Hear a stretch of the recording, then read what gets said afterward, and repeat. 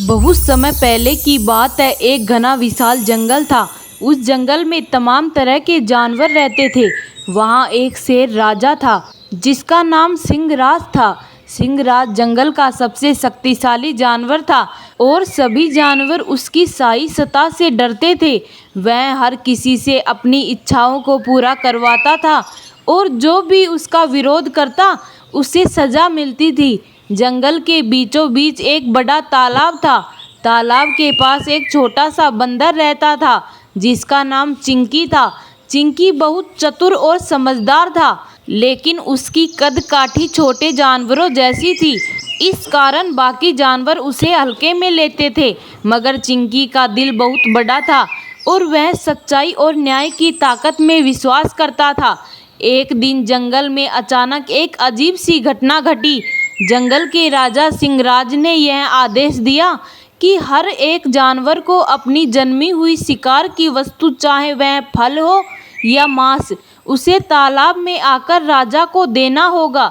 सिंहराज ने यह भी कहा कि जो जानवर ऐसा नहीं करेंगे उन्हें बहुत कठोर सजा मिलेगी। इस आदेश से जंगल के जानवर बहुत डर गए।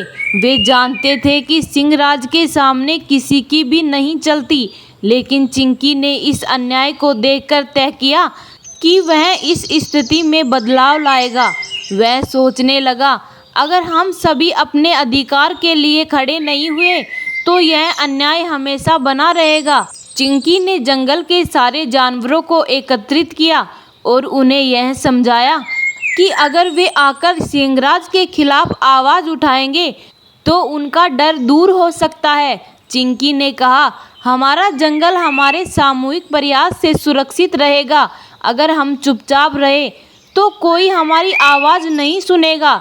लेकिन बहुत से जानवरों ने चिंकी की बातों को नकारते हुए कहा, सिंहराज बहुत ताकतवर है, अगर हमने उसका विरोध किया तो वह हमें मार डालेगा। चिंकी ने कहा, ताकत सिर्फ शरीर की नहीं, दिल और सच्चाई की भी होती है। हमें डरने की ज़रूरत नहीं, हमें सिर्फ अपने हक के लिए खड़ा होना होगा।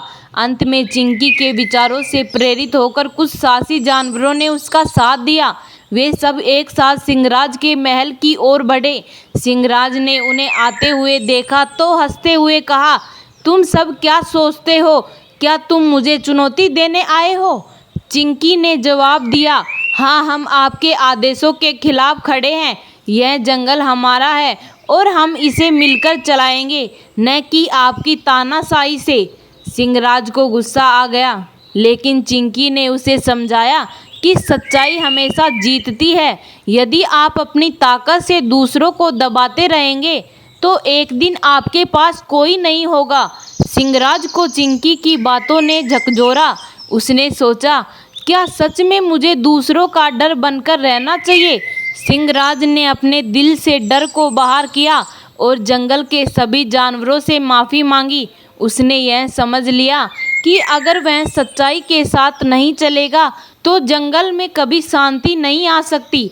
इसके बाद सिंहराज ने एक नया आदेश जारी किया जिसमें कहा गया कि सभी जानवरों को अपने हक के अनुसार शिकार करने का अधिकार होगा और किसी को भी बिना कारण परेशान नहीं किया जाएगा। इस घटना ने यह सिद्ध कर दिया कि जब हम सच्चाई और न्याय के लिए खड़े होते हैं तो हमारी ताकत में अदृश्य रूप से बड़ी शक्ति होती है।